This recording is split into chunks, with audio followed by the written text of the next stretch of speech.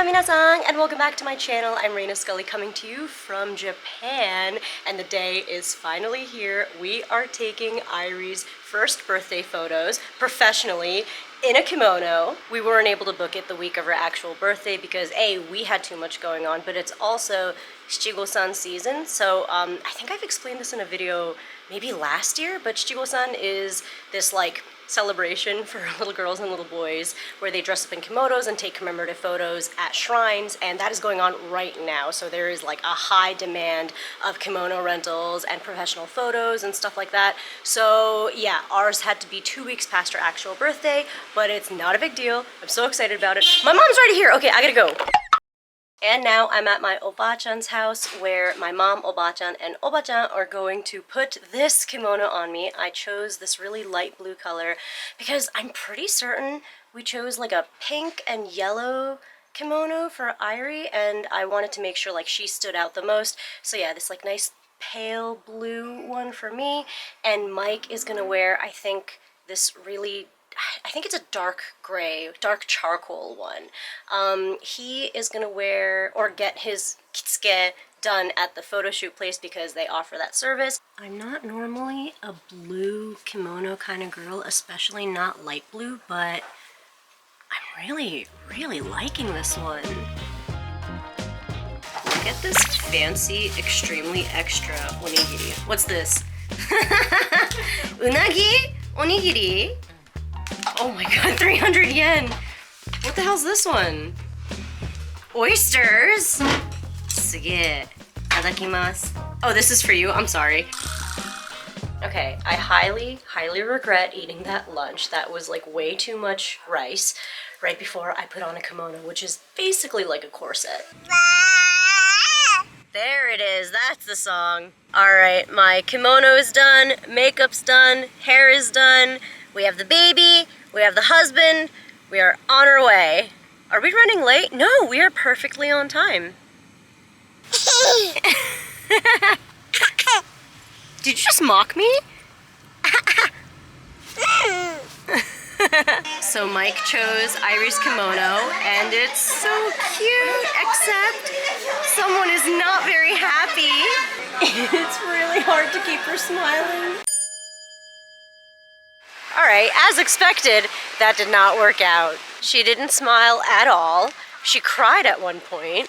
And the most heartbreaking thing for me, when they were like, oh, now the mommy hold her. And I tried to, you know, grab her from Mike. She bawled her eyes out.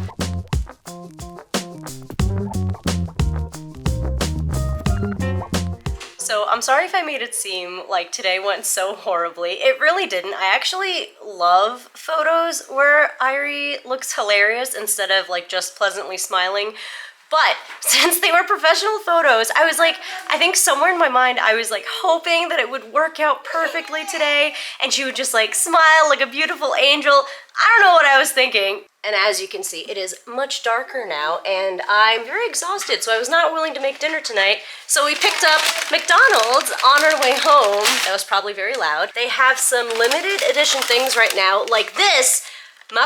Chicken, garlic pepper. I started saying it in Japanese and then I decided to switch to English. So yeah, garlic pepper mac the chicken. I think they're chicken strips, right? I think so. Yeah, chicken strips. We'll see in a minute.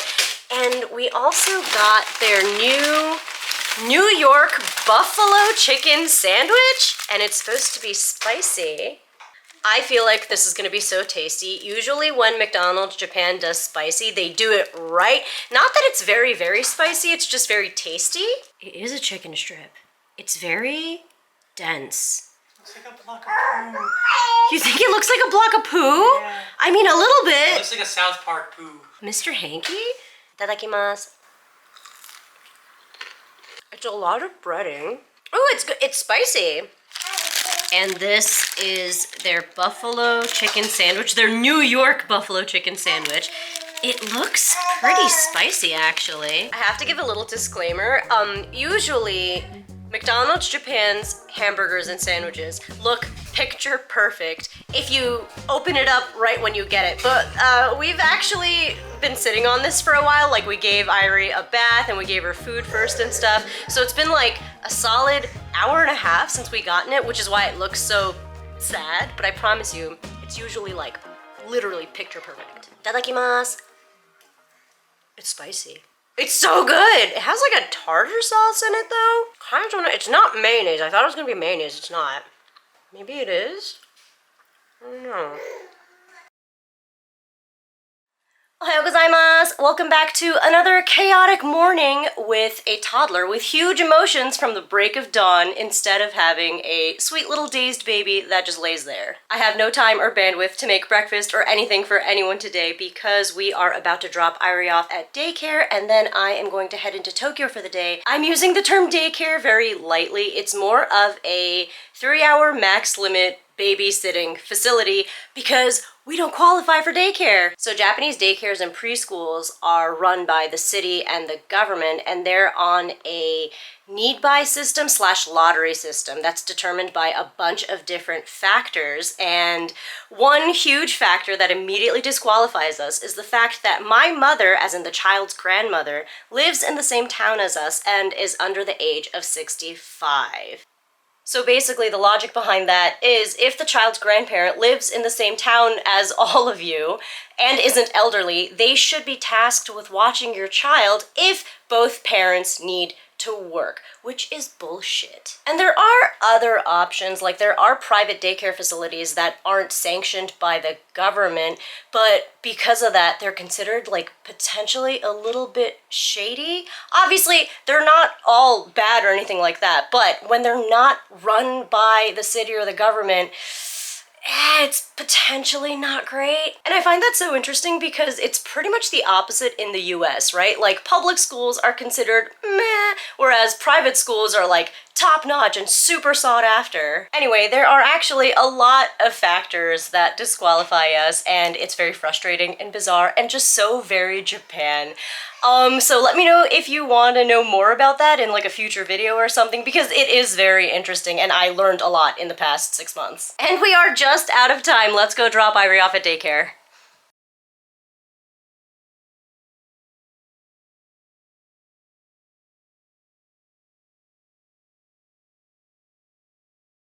We're almost never without Irie, so it's so rare that we're sitting next to each other in the car. Like, I'm never in the passenger seat, he's never in the passenger seat. One of us is always in the back with the baby, so this is nice. Yeah, I forgot. I forgot what it was like with just the two of us. Do I miss it? Maybe. I do. Oh, look at the Mario chip starline. What is this flavor? Wonder Taste. Oh my god. I kind of want it. Gotta always have my staples: salmon onigiri, green tea, and my favorite, konbini coffee. So I'm here really, really early, so I figured I'd take this time to tell you why I'm heading into Tokyo and what I'm gonna be doing today. I'm gonna go buy gifts and presents for a bunch of people in New Jersey because we're actually gonna be visiting for Thanksgiving. It has been over 4 years since we've had a proper Thanksgiving in the States. Yeah, since before COVID. So Unagi in particular, if you're watching this, please stop now because I don't want you to know what I'm getting you. I wanna see your reaction when you open it. Also, I miss you, love you, see you soon. So the first stop we're gonna make in Tokyo is Shibuya. We're gonna head to the Shibuya Pokemon Center, and then I'm gonna go to Harajuku and hit up Foret, and then after that we're gonna walk over to Omotesando, which is like right there, and go to Nalu to get my hair fixed because look at how messed up my roots are. I haven't been to Shibuya or a Pokemon Center anywhere in the longest time. You'd think I'd go more now that I have a kid, right?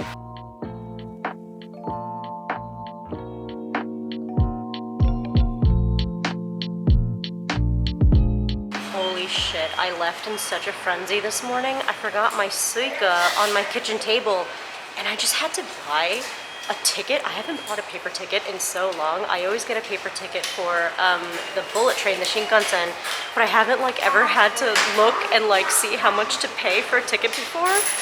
I'm so I'm so embarrassed and I feel so lost.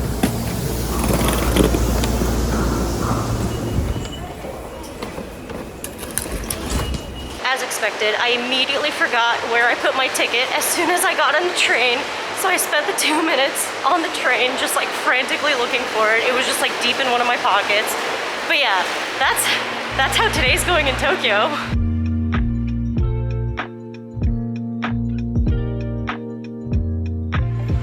What? This collaboration is wild. Oh, it's so cool. What? Really? Ah!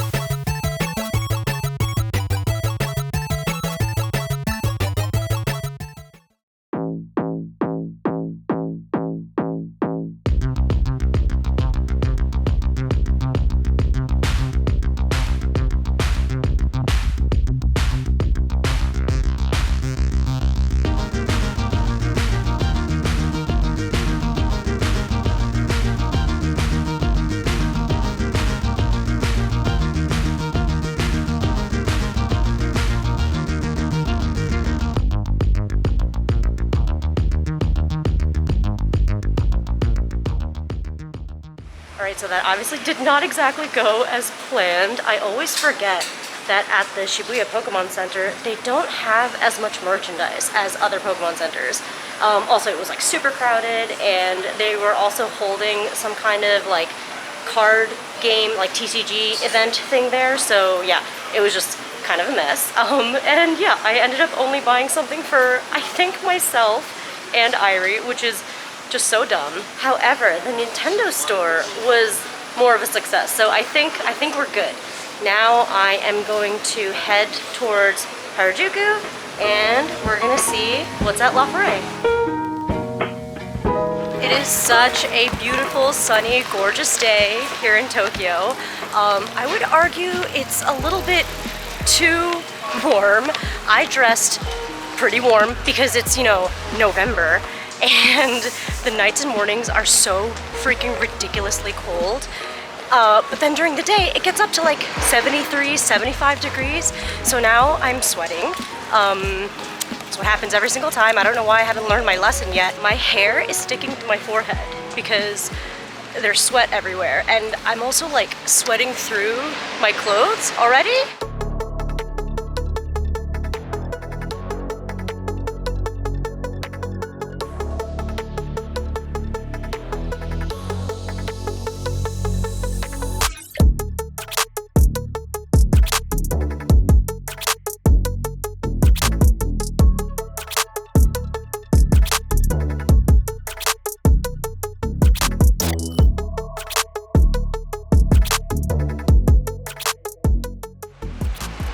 So that was a huge success. I pretty much got everything I was looking for. So I guess I'm done for now, and I have a little bit of time before my hair appointment.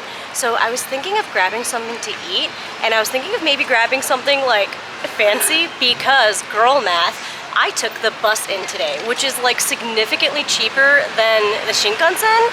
So I'd basically be eating a fancy lunch for free, right? Maybe I don't have enough time to be doing a fancy lunch. I might just have to go grab something quick.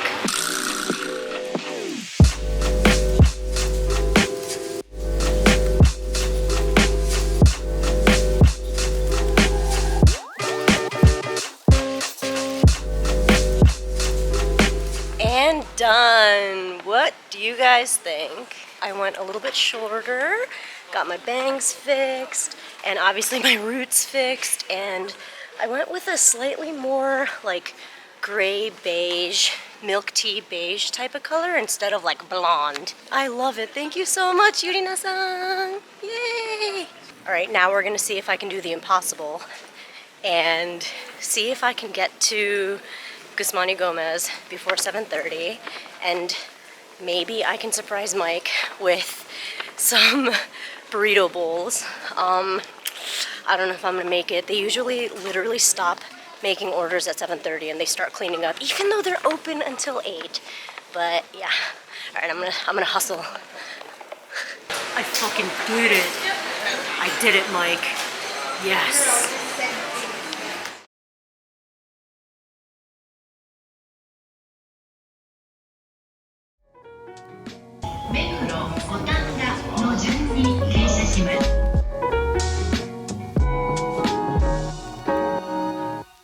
Konbanwa! So, we are one day away from flying out, and we're just going over some of our carry-on stuff to make sure we are 100,000% ready to handle Irie during our 13-hour flight. I'm not gonna lie to you, I am a tad nervous about this flight because she is a toddler now and she's loud and she has a lot of big emotions and she's squirmy and she has a lot of energy, and it's probably going to be very, very shitty for us. The first time she ever flew out to New Jersey was when she was 5 months old, and she was freaking fantastic. I didn't want to like brag too much at the time because I thought it was absurd that it happened, but she slept for like 10 or 11 straight hours, didn't fuss at all. She just kind of sat there, and she hadn't developed things like stranger anxiety or separation anxiety yet, so she wasn't really finicky or particular at all, and it was so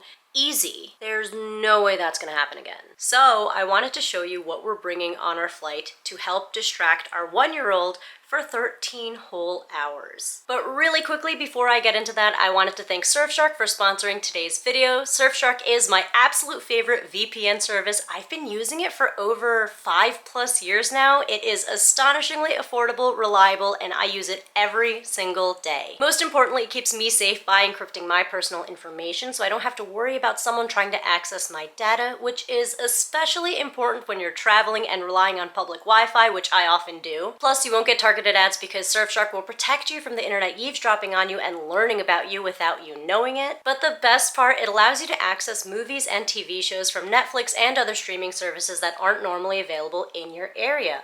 All you have to do is set your location and Netflix will automatically populate everything that's available from that location. For example, Spy Family isn't available on Netflix in the US, but if you set your region to Japan, you can now watch all of Season 1 and Season 2 of Spy Family. Plus, they have a 30-day money-back guarantee, so you can test it out risk-free to see if you like it. I think you will. For more info, click the link in my description below and use my promo code Reina Scully to get 6 whole months for free. Alright, so here are the few things I'm bringing onto our flight to help distract our 1-year-old. So here's the first thing. It is a toy TV remote. Irie loves the real TV remote, so I'm hoping that this will maybe grab her attention for at least a few minutes. As you can see, it's still in its packaging. It is brand new because the main thing about toddlers and babies is that they like new shit. Like, of course, they have their favorite toys that bring them comfort, but if you give them something new, it'll keep them focused for just a little bit. The next thing is this snack dispenser cup that only lets you get 1 or 2 little snackies at a time, so it helps develop their fine motor skills while also stopping your baby from eating a fistful of snacks at a time. Irie is very distracted by snacks. Just like me, the apple does not fall far from the tree, so I am really banking on this to be our savior